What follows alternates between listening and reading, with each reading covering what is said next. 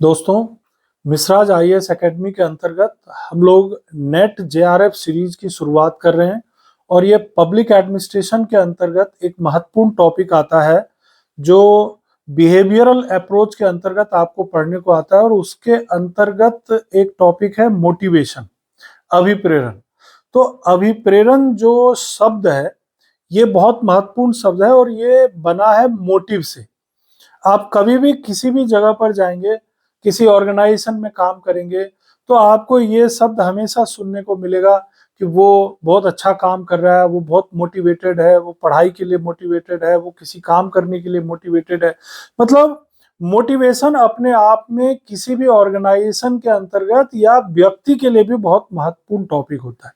Basically motivation क्या है? ये एक्चुअली मोटिव शब्द से बना है। किस शब्द से बना है? मोटिव शब्द से बना है। और मोटिव का मतलब होता है जागृत करना, इच्छा शक्ति को जागृत करना, काम की इच्छा को जागृत करना। तो मोटिव से मोटिवेशन बना, यानी कि जब कोई व्यक्ति किसी संस्था के अंतर्गत किसी संगठन में काम करता है तो संगठन के उद्देश्यों को पूरा करने के लिए उसकी इच्छा को जागृत करना अपने आप में मोटिवेशन है। अब बहुत से विद्वानों ने अलग अलग तरीकों से मोटिवेशन को डिफाइन किया है, लेकिन यहां पर मैं एक बहुत ही सटीक परिभाषा आपको बताता हूं जो रॉबर्ट ड्यूबिन की है। रॉबर्ट ड्यूबिन कहते हैं कि मोटिवेशन क्या है? मोटिवेशन शक्तियों का एक समूह है, एक ग्रुप ऑफ पावर्स। शक्तियों का वह समूह है जो किसी संगठन में एक व्यक्ति को काम प्रारंभ करने और उस पर बने रहने के लिए प्रेरित करता है। देखिए कितनी अच्छी परिभाषा है रॉबर्ट ड्यूबिन की। अभिप्रेरण यानी मोटिवेशन शक्तियों का समूह है जो किसी संगठन में एक व्यक्ति को काम प्रारंभ करने यानी कि इनिशिएट करने के लिए भी प्रेरित करता है, लेकिन काम पर बने रहना भी मुश्किल काम है। तो इसीलिए मोटिवेशन ही वो पावर है जो उसे काम पर बनाए रखता है।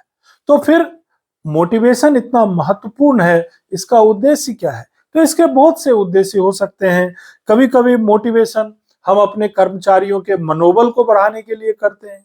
कभी मोटिवेशन हम इसलिए करते हैं कि जो संबंध हैं, जो श्रमिकों के बीच संबंध हैं, अच्छे श्रम संबंध, मालिकों और श्रमिकों के बीच संबंध या कर्मचारी अधिकारियों के बीच संबंध, उस संबंधों को अच्छा बनाए रखने के लिए, विवाद मुक्त बनाए रखने के लिए भी मोटिवेशन की आवश्यकता होती है।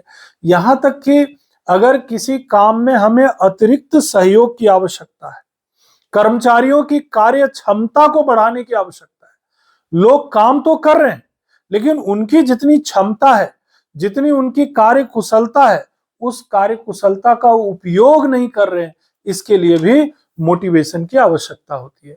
अब ये मोटिवेशन के ऊपर सालों से हजारों तरह के अनुसंधान हुए, रिसर्च हुए, उत्पादन में इसके मोटिवेशन के उपयोग से बहुत ज्यादा वृद्धि भी हुई। तो स्वाभाविक है कि हर एक ऑर्गेनाइजेशन चाहता है कि हमारी संस्था के जो कर्मचारी हैं, अधिकारी हैं, वो मोटिवेटेड हो। तो शुरुआती तौर पर जो है परंपरागत विचारधारा अपनाया जाता था, यानी ट्रेडिशनल थ्योरी ऑफ मोटिवेशन। तो ट्रेडिशनल थ्योरी ऑफ मोटिवेशन तीन तरह का है। एक है फियर एंड पनिशमेंट थ्योरी, यानी भय और दंड विचारधारा।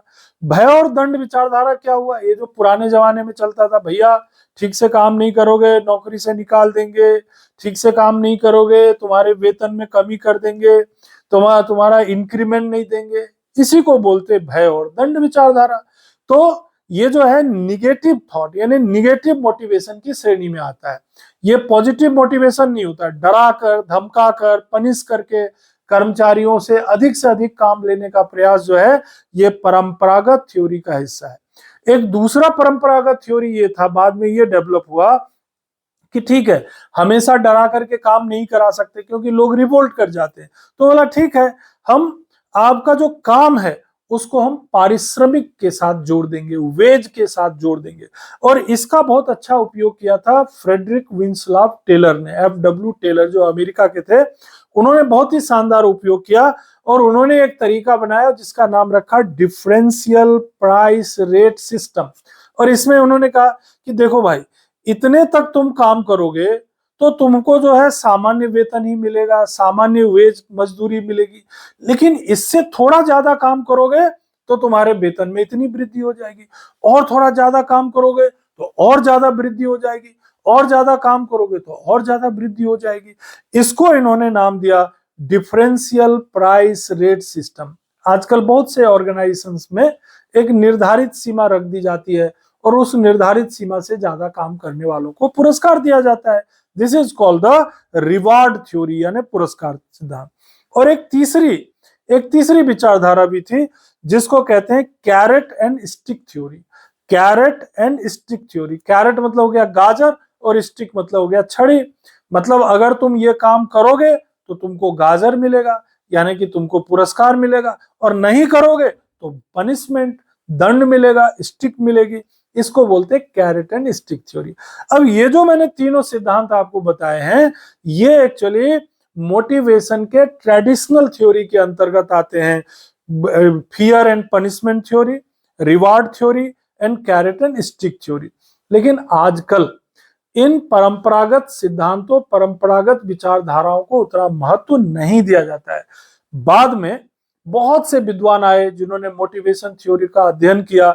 जैसे मैस्लो जो थे, उन्होंने आवश्यकता सोपान सिद्धांत यानी नीड हायरार्की थ्योरी का विकास किया, मैस्लो ने। हम आगे बताएंगे आपको, अगली क्लास में हम आपको मैस्लो का नीड हायरार्की थ्योरी बहुत ही शानदार तरीके से बताएंगे।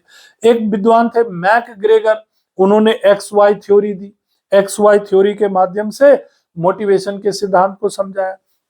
एक विद्वान थे हर्जबर्ग, हर्जबर्ग ने भी टू फैक्टर थ्योरी, दो घटक यानी कि hygiene factor and motivation factor के माध्यम से जो है समझाने का प्रयास किया। और लिकर्ट ने, रेंसिस लिकर्ट ने जो थे, उन्होंने प्रबंध की पद्धति, मैनेजमेंट सिस्टम के आधार पर मोटिवेशन को समझाने का प्रयास किया। तो ये जो मैंने नाम लिए, चाहे मैस्लो है, मैकग्रेगर है, हर्जबर्ग है, लिकर्ट है ना, और भी ऐसी थ्योरी है, एक्सपेक्टेंसी थ्योरी है, प्रत्याशा सिद्धांत कहते हैं, ये सब आधुनिक सिद्धांत के अंतर्गत आते हैं। तो यहाँ पर मैंने आपको मोटिवेशन टॉपिक के अंतर्गत संक्षेप में ये बताने का प्रयास किया कि मोटिवेशन है क्या। तो मोटिवेशन है संगठन में काम करने वाले, संस्था में काम करने वाले लोगों के अंदर अधिक काम करने की इच्छा को जागृत करना। और केवल काम करने की इच्छा को जागृत करना मोटिवेशन नहीं है, बल्कि और भी बहुत सारे अच्छे श्रम संबंध विकसित करना, सहयोग प्राप्त करना, मनोबल को बढ़ाना, इन सब चीजों के लिए भी मनोबल की आवश्यकता होती है। और ड्यूबिन की जैसे मैंने आपको बात बताई, काम शुरू करने और काम पर बने रहने दोनों के लिए भी मोटिवेशन की आवश्यकता होती है। और मैंने जैसे बताया, मोटिवेशन की परंपरागत यानी ट्रेडिशनल थ्योरी, भयदंड विचारधारा, पुरस्कार सिद्धांत, कैरेट स्टिक थ्योरी, ये तो बहुत शॉर्ट में आपको बता दिया मैंने। आधुनिक विचारधारा पर हम अगली क्लास में आपसे बात करेंगे।